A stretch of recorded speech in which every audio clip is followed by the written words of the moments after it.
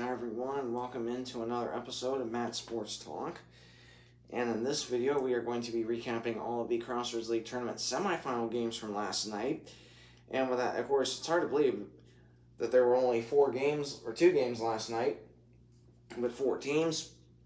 And before we dive in, I wanted to mention that if you have not already subscribed to my channel down below, please make sure that you do so you do not miss out on any of the really good content that I will be sharing over the next month or so, as we're pretty near into the national tournament. Just a couple, actually, really after tomorrow, we're probably going to be more than likely right at that national tournament level after the conference tournaments are over, and then of course we'll have the final RPI numbers. Those are going to be dropping on Tuesday, so make sure that you stay tuned for that when I'll be recording a video going over all of that. Pardon me. And then we'll have the final ARC and quad numbers. Those, I believe, are either going to be out Wednesday or Thursday. I'm hoping that it is Wednesday. If it is not until Thursday, then probably around mid-afternoon Thursday is when I'll be recording a video going over those final numbers with you and making my final national tournament predictions based off of final RPI, ARC, and quad records. And I also did some homework earlier this morning and did some research on my own, to where I wrote down or circled teams that definitely should get an at-large bid into a national tournament based on their latest ARC rank, or not ARC, but based on their latest RPI rating, as well as the most recent quad records. And again, we're not going to get updated numbers from either one of those regarding, well, we'll get the updated RPI Monday, but final quad records won't be out until either Wednesday or Thursday. So I wrote down information earlier this morning based on which conferences I think are going to get at-large bids, and based on my research that I did and based on my homework that I did, and again, I'm not going to mention specific team names quite yet. I'm going to wait to do that until either Wednesday or Thursday when the final ARCs and quad records come out before I share all that information with you. But as of right now, I will share that based on the research that I did, the homework that I did earlier this morning, I could really see, and again, based on what I did, I could really see 24 out of the 29 at-large bids already secured before getting down to the Crossroads League, as well as potentially 3 teams in the GPAC, the Great Plains Athletic Conference, that could get at-large bids, and that being Briarcliff, Hastings, as well as Northwestern out of Orange City, Iowa. So those are the 3 teams that I will be keeping a very close eye on in the GPAC. And again, I'm not going to be able to go quite as deep as what I had intentionally, or not as I intentionally, but as I originally had wanted to do. I'm not going to be able to go quite that deep in making my final predictions, especially with team statistics and points per game and all that good stuff. But I will be able to go, not that super deep, but I will still be able to go somewhat pretty deep in writing down teams that for sure are going to get at-large bids based on their RPI, ARC, or their final RPI, or their RPI and quad records. I stand corrected. So again, based on what I have written down, pardon me, based on what I have written down right now, I really think that 24 out of the 29 bids are already going to be taken in terms of at-larges. Of course, there have been 21 auto bids that have already been clinched as of this morning. I'm sure that's going to change after today and tomorrow when other conference tournament championships are completed. And so far, we have not had any teams that are really low seeds that have won the conference tournament or made it to their conference tournament title game. We have not seen that yet, which is a little bit surprising. But again, I don't want to do the announcer's jinx, because we could easily see that happen today and tomorrow. So if we don't, and again, based on this information, 24 out of 29 at-large bids taken before the Crossroads League and the 3 teams in the GPAC, meaning Hastings, Briarcliff, and Northwestern. Pardon me.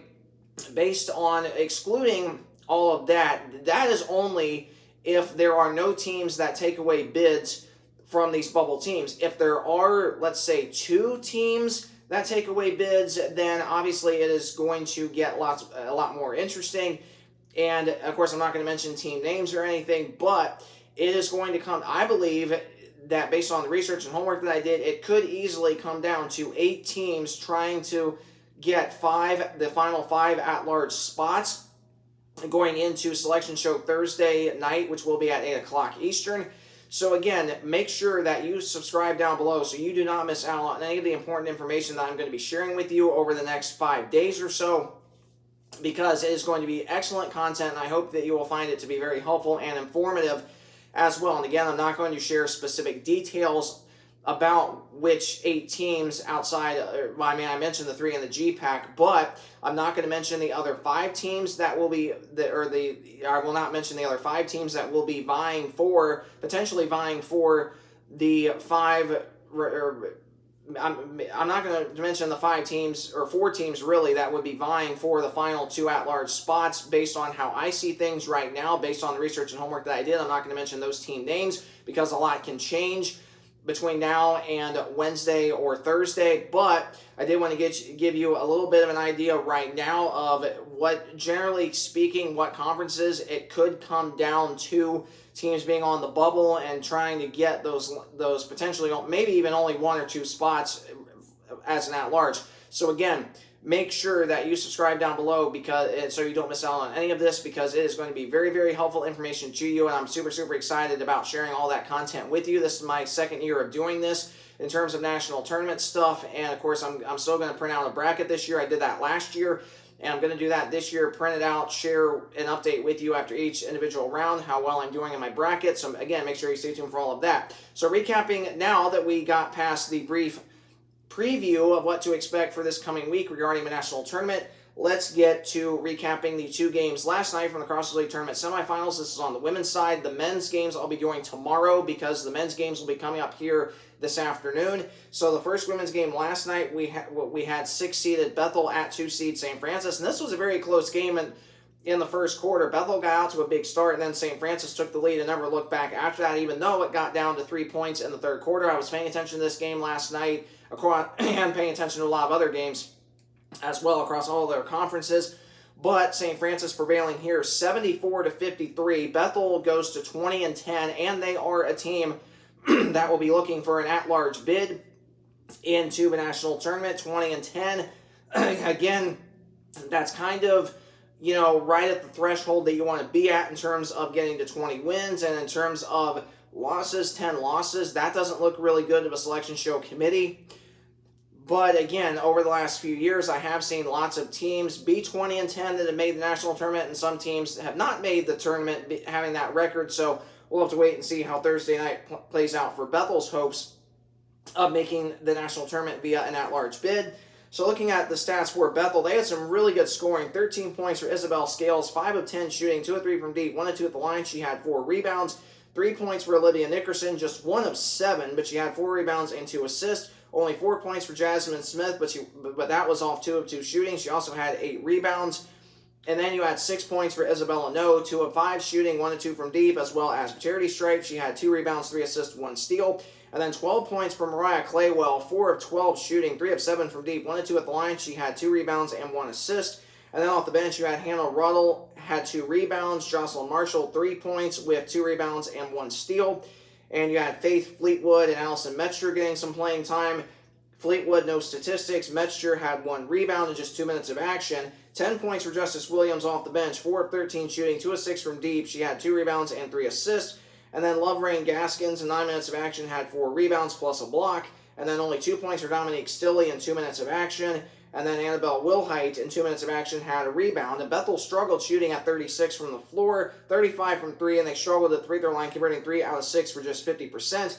Meanwhile, for St. Francis, they had some really, really good scoring as well. 22 points for Renna Schweiderman, 10 of 14 shooting, 2 of 2 at the line. She had 4 rebounds, 3 assists. 7 points for Julia Mantilla, 2 of 8 shooting, 2 of 2 at the line with 1 rebound, 1 assist, 1 steal. 5 points for Taylor Fordyce, struggled shooting at 2 of 7, but she had 7 rebounds and 6 assists. 10 points for Isabella Gizzi, 4 of 10 shooting, 2 of 5 from deep, 7 rebounds, 1 assist, and 2 steals for her. And then the big one was Callie Gregory, really no surprise here. 9 of 14 shooting, 6 of 10 from deep, 1 of 1 at the line. She had 4 rebounds, 3 steals, and 1 block. Really, really good balanced numbers there.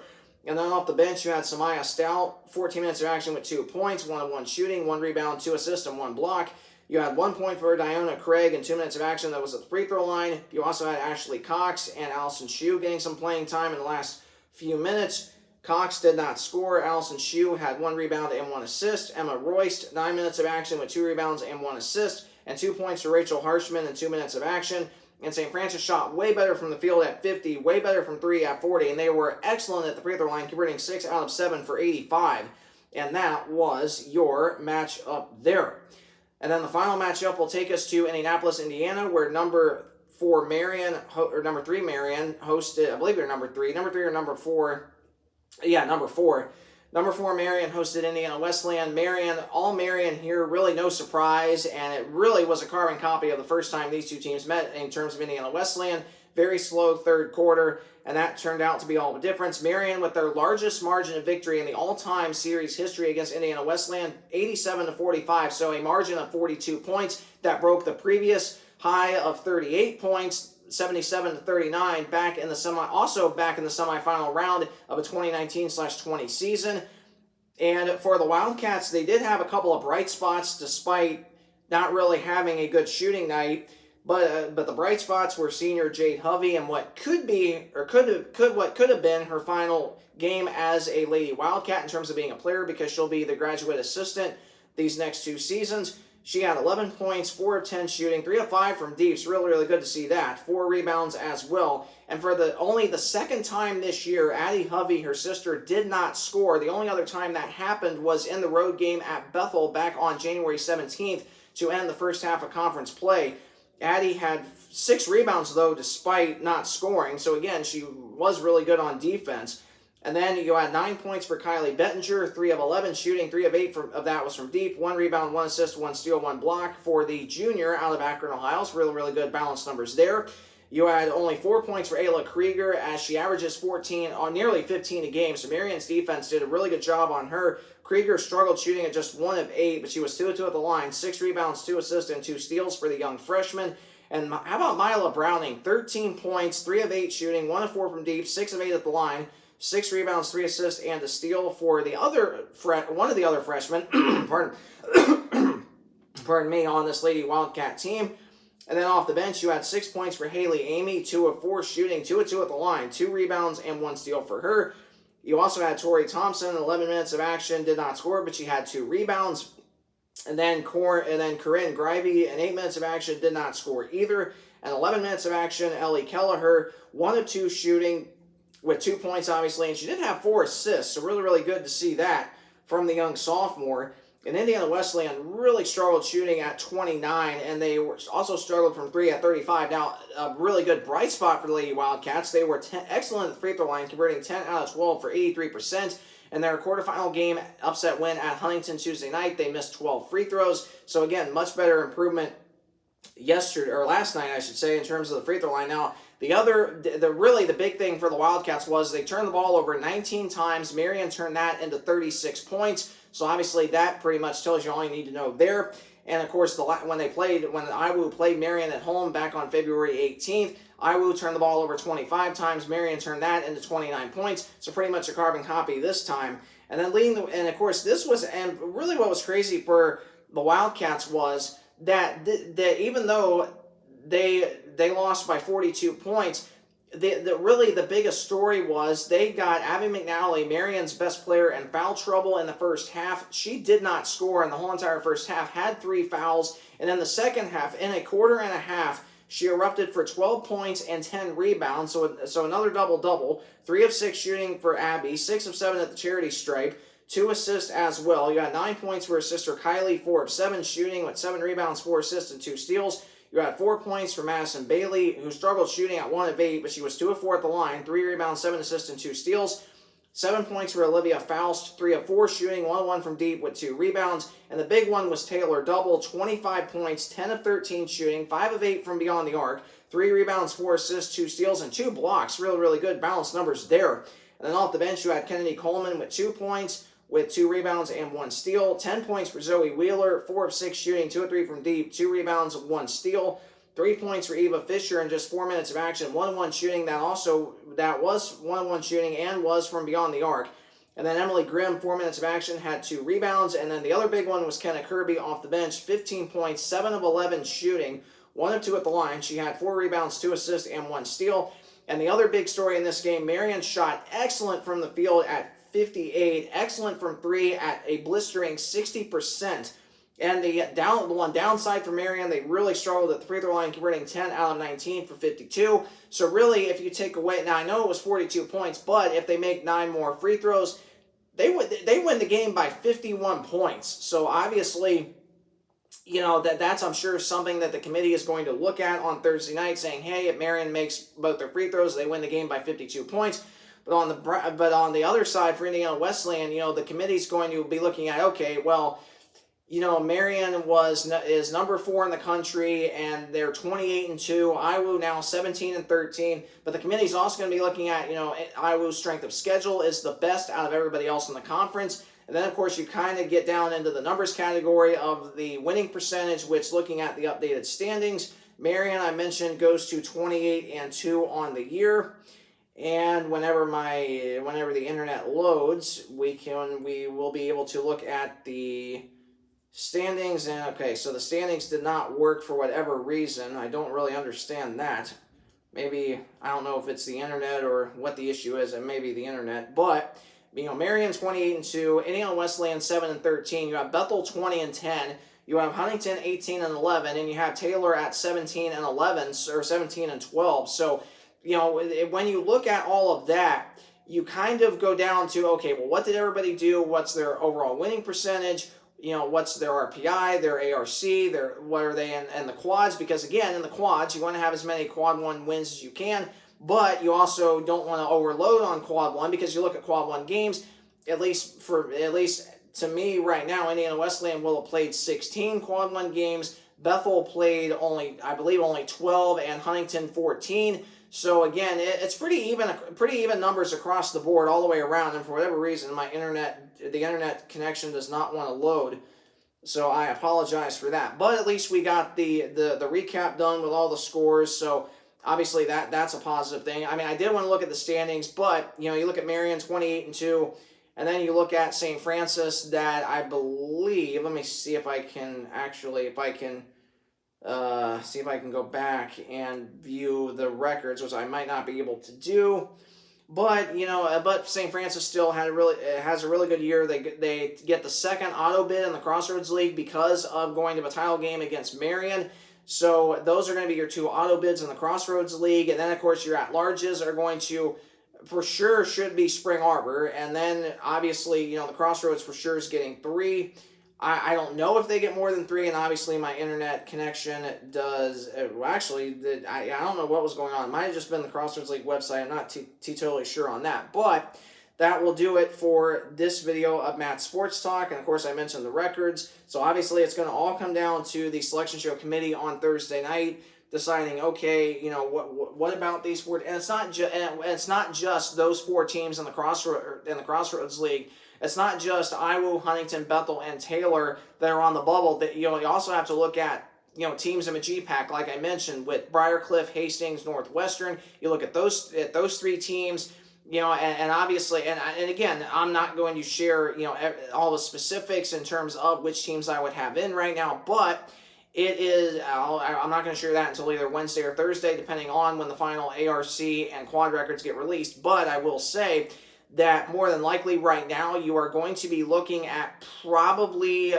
you're probably, and it would not surprise me if this actually ends up happening, where 8 teams try to get the final 5 spots for at-large bids, and that also does not include any teams that take away bids should that happen today or tomorrow in other conferences. Now, if that happens, if there's 2 or 3 teams that do that, then obviously you're probably only going to be looking at you're probably only going to be looking at one team in the Crossroads League getting an at-large bid if there are 2 to 3 teams that take away bids in the other conferences. And really, in that scenario, the only one that I would see in the Crossroads League getting in would be Spring Arbor. I would not see any of the other bubble teams getting in the Crossroads League should that happen.